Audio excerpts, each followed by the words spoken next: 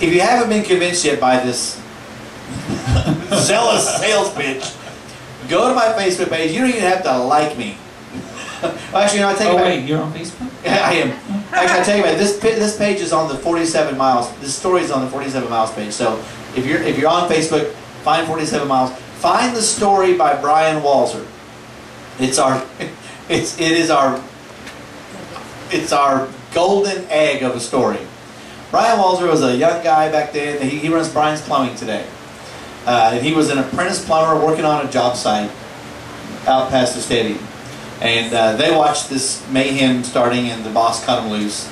He goes to drive home and stumbles in. You talk about not believing a story. And Brian, Brian's like, he starts the story by saying, "You're not going to believe what I'm about to tell you, and I don't care." He tries to outrun this storm, but he's going down fairway toward 287, toward Kell, I'm sorry. And because it was so wide and you couldn't tell which way it was moving, he becomes convinced that he's not going to make it. So he's in his brother's Pinto. Like, every detail is so awesome. And he bails out of his borrowed brother's car just because as he turned off the Southwest Parkway onto Fairway, he had seen these people trying to pry open a manhole cover. And guys, the tornado was like right there. Like, it was close enough to touch. And he made about a block or so and decided to bail. So he just jumps out of the car, grabs his plumber's tools, including a manhole key, and runs. Now, I'm like, "Brian, you had a car. You ran?" He's 19, I won't judge him. He runs back to these people that are trying to pry a 140-pound manhole cover off with their fingers. And this mile-wide funnel is on the ground within hundreds of yards. And he gets the key, pops it open, and it was 2 men and a woman and then Brian. And they start lowering people down into this manhole, which is like, no, don't do that. It's going to fill with water. Right. But they were going to die. Yeah. They were absolutely going to die. And they slide the manhole cover over. They go to lower the lady down into it. She catches her leg on the little built-in ladder rung, snaps her leg. They hear her leg break. They have to go ahead and just throw her down there anyway. They go down, and Brian is obsessed. He's worried that something's going to fall on top of the manhole cover. So he leaves it open just a little with his fingers in between.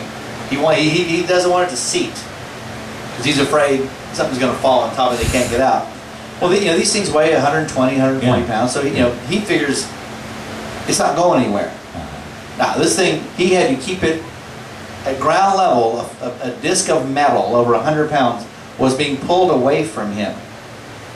And so the winds pass over him, and he says, then it got real quiet, and I thought it was over. I always thought this was a myth, the eye of a tornado. How's that possible? He looked up into the eye of a tornado. Yes.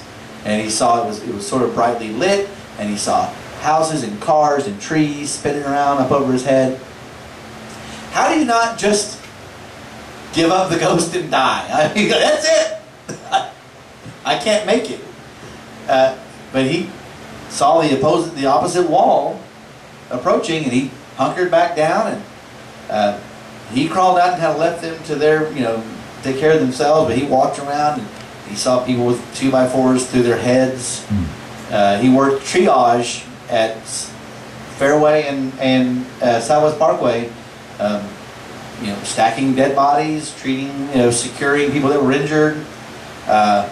And he was there for 4 hours till 10 o'clock before the National, or either Shepherd personnel or National Guard could make it out to them. And because they were coming from a somewhat central starting point, and they would only go a little bit before they encountered somebody that needed something, so they would go out and treat somebody or tend to something, and then go a little further and go back. So they couldn't get to them because there was too much between the starting point and where they were.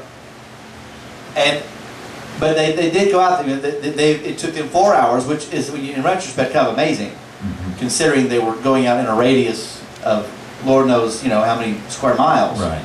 But anyway, so this obviously I get pretty excited about this book, and Brian's story is worth reading. And I didn't give away the whole thing, not even close. An OU-based meteorologist that did a lot of the post-event interviews in Wichita Falls, interviewed numerous people, and one common story was that there was a violent wind, there was a period of quiet, and there was a violent wind again. And the fact that your primary damage path was about a mile wide would lead them to believe that either we had one large vortex with a quiet center, but the more likely story, or the more likely cause, is that we had multiple tornadoes going around a center point. And when you see, again, I'll go back to this National Weather Service website dedicated to the event. When you see the tornado in Wichita Falls, in the city, it's one big fat wedge tornado, so wide, in fact, some people didn't even recognize it as a tornado. But after it gets out of the city and makes its way into Clay County, it starts to dump its load of debris and dust, and that's when you start to see what appears to be multiple vortices, multiple tornadoes. I love the way you say vortices. Say it again. Vortices. And so that would, obviously there he goes being smart again. Wichita Falls is not the first multiple vortex tornado, but clearly one of the most damaging.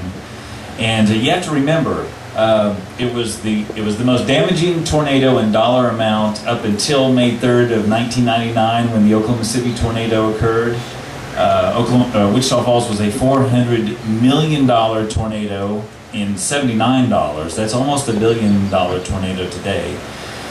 Until Tuscaloosa, Alabama of 2011, Wichita Falls was the last tornado to kill 40+ people. But now, unfortunately, in the wake of Tuscaloosa and, of course, Joplin, it killed almost 160 people. Wichita Falls kind of losing its ranking a little bit. Well, we're going to let John get back to work, but the last thing I want to say on the subject is we're sending complimentary copies of these books to the city leaderships in Tuscaloosa and Joplin. Oh, good. Just to sort of let them know, hey, this plays out differently than it feels right now. Does everyone know the significance of 47 miles? Oh, I was going to say that. I got it. It's my show. 47 miles is how long the storm was on the ground, from Holiday to basically Waurika. I had a minor heart attack when I went online and saw another source that said 48. Again, after we'd already done this fine little book cover, but 47 seems to be close enough. According to Dr. Fujita, who's the namesake of the Fujita scale, it is 47 miles. John Cameron, he's got to go back and save some lives, but John, thank you so much. Man, that's our first real interview. Chill. John, thanks so much. We'll come out and John's also a musician. Maybe Sunday we'll get him out here and bang on the drum for us. So, all right, we'll take a break. Be back in a little bit.